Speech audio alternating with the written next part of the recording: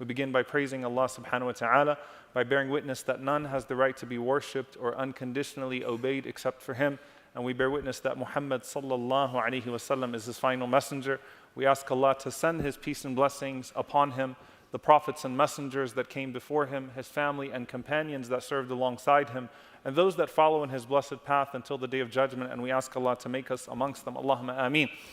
Dear brothers and sisters, of the multiple ahadith where the Prophet ﷺ speaks about the beauty of this blessed month of Ramadan, there is a consistent theme about how he talks about Ramadan ﷺ that distinguishes it from every other pillar of faith or pillar of Islam.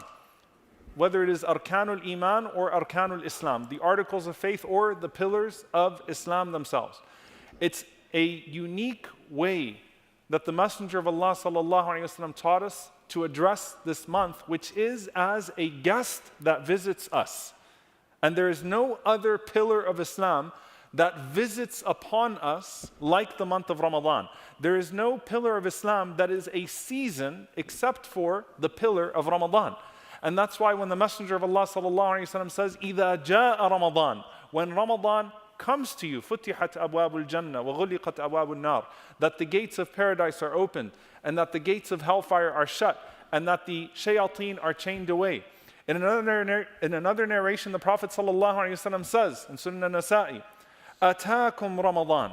Ramadan has come to you. Think about that as we enter into this blessed month, that you did not go to Ramadan. Ramadan has come to you. Allah sent you a guest in Ramadan. Atakum Ramadan. And He said, sallallahu alayhi wasallam, shahrun mubarak, a blessed month. فرض الله عز وجل عليكم صيامه. Allah subhanahu wa ta'ala has made obligatory for you its fasting. تفتح فيه أبواب السماء وتغلق فيه أبواب الجحيم.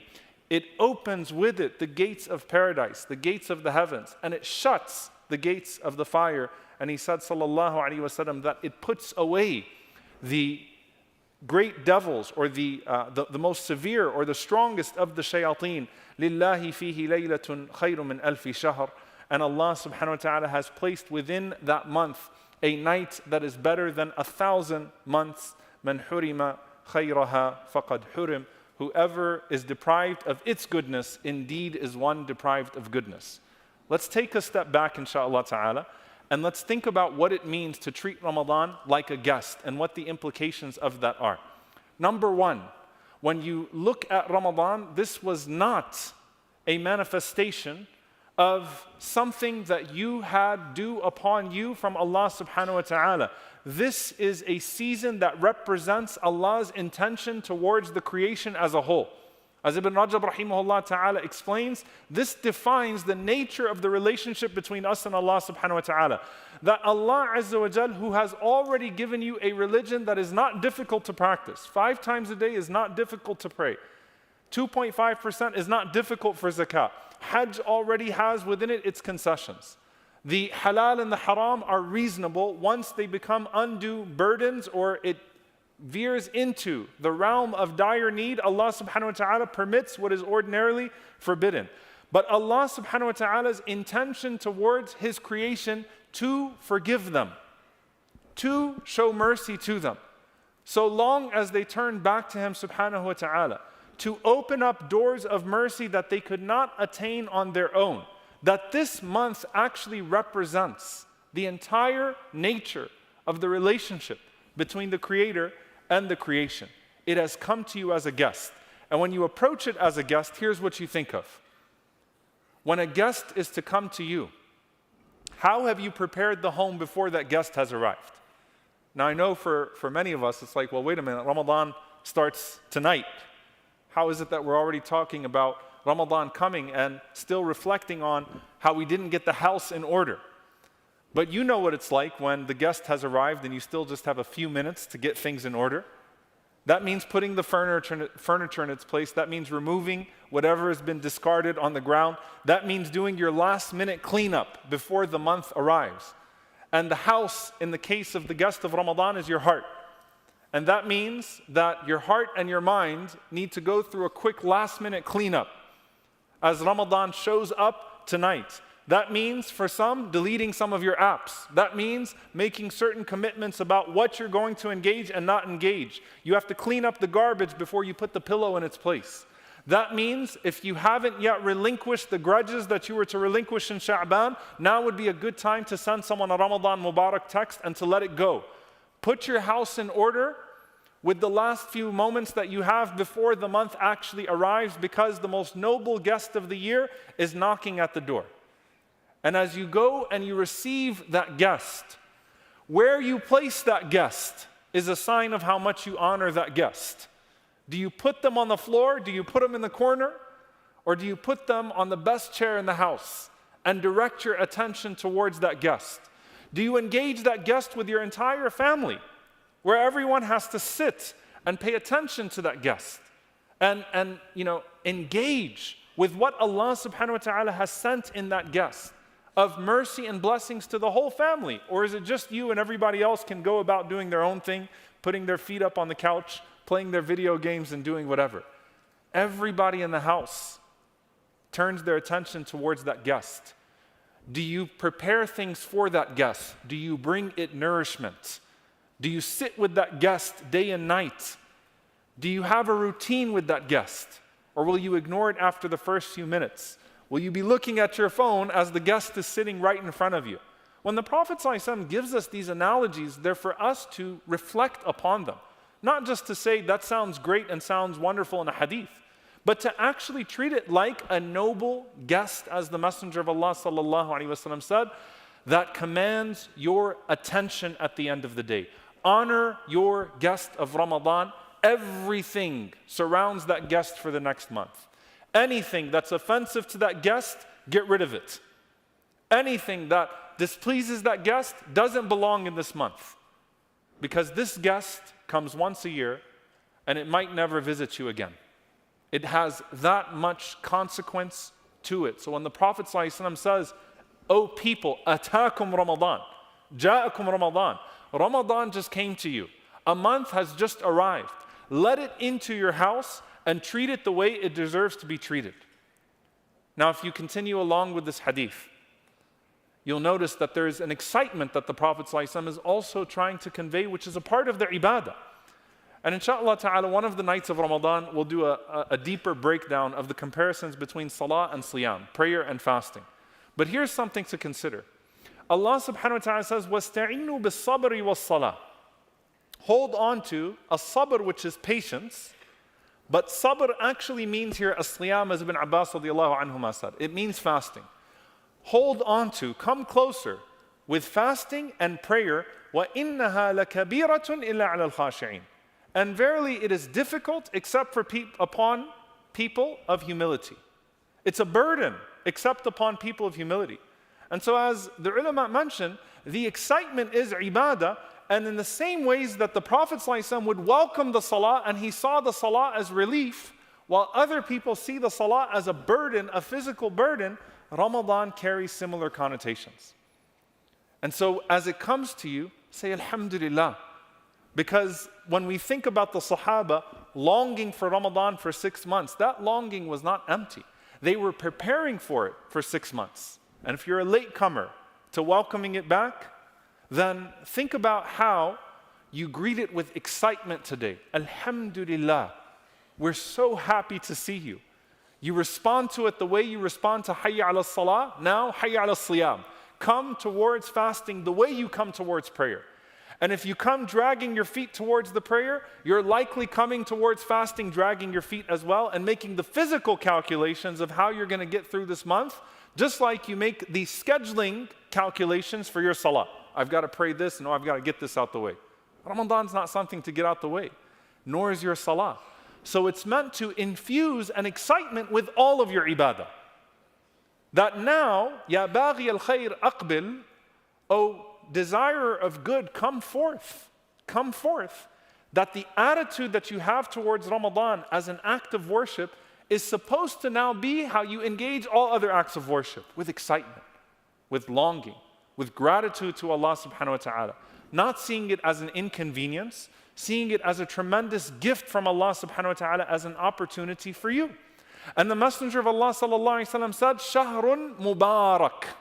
So we didn't make up the term Ramadan Mubarak. It's a blessed month. And Mubarak means that it expands everything. And subhanAllah, take Ramadan, it's the only act or only pillar that affects or expands every other article. What do I mean by that? You believe in Allah, it brings you closer to Allah subhanahu wa ta'ala. You believe in the angels. You will never have more angels surrounding you than in this month. You believe in the books, and you have the Quran. الَّذِي أُنزِلَ فِيهِ الْقُرْآنِ. Ramadan was the month in which all of the books were revealed, as the Prophet ﷺ said, and the Quran, which you will recite more in this month than any other time. You believe in the Messenger of Allah ﷺ. You will never follow his sunnah in ibadah or in akhlaq in any other time of the year, in his ibadah, his worship, or his character, his akhlaq, the way that you do in Ramadan. You believe in the Day of Judgment. And as Imam al-Ghazali rahimahullah said, the greatest form of fasting is not just to fast from your food and your drink, or even to fast from sin. It's to fast from the thoughts of this world as a whole. You're not just trying to relinquish parts of your day, you're trying to relinquish an attachment to this dunya. And subhanAllah, that's why the emphasis is on the akhirah. What are you thinking about the barzakh? What are you thinking about Yawm al-Qiyamah? The grave, the day of judgment, Jannah and Nar, paradise and hellfire. How are your thoughts living in that realm in Ramadan? Because the purpose of fasting is to fast from this as a whole, not just a part of it. If you're still fighting with a sin alone, then that is not realizing the greater goal that Ramadan is giving you. So it allows you to expand your connection to the akhirah, and then to expand your connection to divine decree, to al-qadr. Why? Because the Prophet ﷺ taught us that if someone comes to you and they're abusive or arrogant or whatever it may be, something confronts you in Ramadan that's inconvenience, فَلْيَقُلْ إِنِّي صَائِمٌ, I'm fasting. To embrace divine decree as a divine opportunity to come close to Allah subhanahu wa ta'ala. So it is Shahrun Mubarak, in that it infuses all of Arkanul Iman with an expansion. And it's the only pillar that infuses all of the other pillars of Islam with expansion. Your shahada. You connect more to Ashhadu an la ilaha illallah wa ashhadu anna Muhammadan Rasulullah in this month than ever before. Its implications in the rest of your life expand. Your salah. You pray more in this month than any other time. Your zakah, your charity. It is Shahru zakah wa Shahru sadaqah. The month that many of the Salaf chose to give their mandatory charity, and the month that we become more generous with our charity. And it's Shahru al-Hajj. How? Because the Prophet ﷺ said that the one who does Umrah in this month is like the one who did Hajj with me, sallallahu alayhi wa sallam. Shahrun Mubarak. As Az-Zuhri rahimahullah says, لَتَسْبِيحَةٌ فِي Ramadan. One subhanallah in Ramadan is like 1,000 times outside of it. Tasbih is already incredible. To glorify Allah is already incredible. But the reward is beyond your imagination, beyond your comprehension. And so will you miss out on the opportunities when Allah is giving you bonuses to simply get by and do the mandatory and just say, at least I abstained. I got my routines out the way for Ramadan. So approach it with expanse, because it's giving you expanded opportunities. Engage everyone around you with this month. Engage your families with you in this month. Let them reflect on the same content that you are consuming in this month. Reflect on the Quran together. Sit and talk about the religion together. Grow as a community towards Allah subhanahu wa ta'ala as much as you possibly can. And the last thing that I remind you of, dear brothers and sisters, in this regard, with this noble guest, is that sometimes Allah subhanahu wa ta'ala opens the gates of heaven for us and shuts the gates of hell and changes the shayateen, but we're trying to use the key to still open those gates of hell and say, open up for us once again. The goal is not simply to say, let me enjoy this peace of mind that I have. Al-Hafidh ibn Rajab rahimahullah ta'ala explains in Lata'if al-Ma'arif, he says something very beautiful in this regard. So while the gates of Jannah are open, learn the habits that keep the gates of Jannah open. And while the gates of hell are shut, abandon the habits that keep the gates of hell open for you throughout the year. So if you're already making your calculations of, all right, I'm giving this up for Ramadan, then you're putting forth an equation to say, as long as I die in this 1/12 of the year, I'm good. It's not how this works with Allah subhanahu wa ta'ala. Allah has chained away your shayateen so you could punch at them and diminish their power once they're no longer chained. Allah has shut the gates of hell for you so that you could imprison the habits that you do that make you like the people of hellfire. Allah has opened up the gates of paradise for you so that you could think about the habits of the people of paradise, the qualities of the people of paradise, so that when those gates, which always remain open, by the way, always remain open for the believer, when those gates confront you on the day of judgment, you are called from each and every single one of them, bi'idhnillahi ta'ala. So think habits. Think habits. Remind yourself that there's someone who sent this guest to you, and he's watching you, how you behave when the guest is with you and when the guest is not with you. Think of the safir, this ambassador from Allah subhanahu wa ta'ala that has just come to check up on you. Even though Allah Azza wa Jalla is ar-raqib, Allah is ever observing you. Honor the safir, honor the ambassador of Allah that enters into your home in this next month, and pay attention to it and expand, expand, expand, expand. The last practical advice I want to give you. If you're a first-time Ramadaner, those of you that embrace Islam, I know we have a sister embracing Islam today, mashallah, we've had people embracing Islam always right before Ramadan, then pace yourself and expose yourself to that mercy of Allah subhanahu wa ta'ala. If this is another Ramadan for you, then take the Ramadan prior and ask yourself what you achieved there and how you pushed yourself there, and push yourself a little bit further. Expand the potential. You did 1 khatam, do 2. You did 1, do 1.5. You did 2, do 3. Push yourself. You prayed every night in Taraweeh, then add 2 rak'ahs at home after Taraweeh. Expand yourself, push yourself, because last year showed you something of yourself. Push yourself further. Expand your potential as Allah subhanahu wa ta'ala is expanding His reward. We ask Allah subhanahu wa ta'ala to make this a month of forgiveness and mercy for us all, to make it a month of victory for the oppressed, for our brothers and sisters in Palestine, in Sudan, and all over the world. And we ask Allah subhanahu wa ta'ala to not make us amongst those who are deprived, but amongst those who present themselves to the season of mercy, who honor this guest, and who honor the one who sent the guest, Allah subhanahu wa ta'ala, and make us like His most beloved creation, Muhammad sallallahu alayhi wa sallam. Allahumma ameen. أقول قولي هذا وأستغفر الله لي ولكم ولسائر المسلمين فاستغفروا إنه الغفور الرحيم.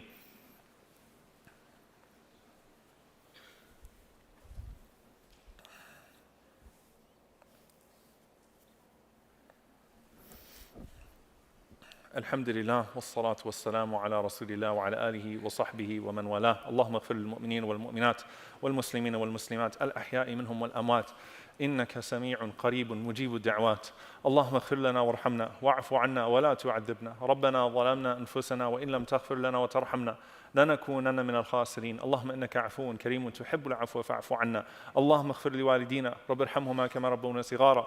ربنا هب لنا من أزواجنا وذرياتنا قرة أعين واجعلنا للمتقين إماما. اللهم انصر إخواننا المستضعفين في مشارق الأرض ومغاربها. اللهم أعز الإسلام والمسلمين وأذل الشرك والكاذبين ودمر أعداء الدين. اللهم أهلك الظالمين بالظالمين وأخرجنا وإخواننا من بينهم سالمين. عباد الله، أن الله يأمر بالعدل والإحسان وإيتاء ذي القربى وينهى عن الفحشاء والمنكر والبغي يعظكم لعلكم تذكرون. فاذكروا الله يذكركم واشكروه على النعماء يزد لكم ولذكر الله أكبر والله يعلم ما تصنعون. وأقيموا الصلاة.